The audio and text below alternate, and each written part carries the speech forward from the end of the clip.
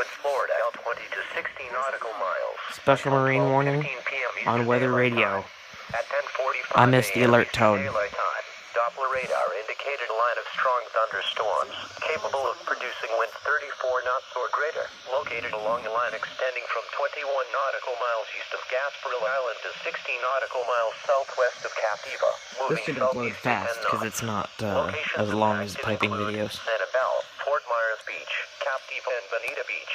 Mariners can expect gusty winds, high waves, dangerous lightning, and heavy rains. Boaters should seek safe harbor immediately until these storms pass.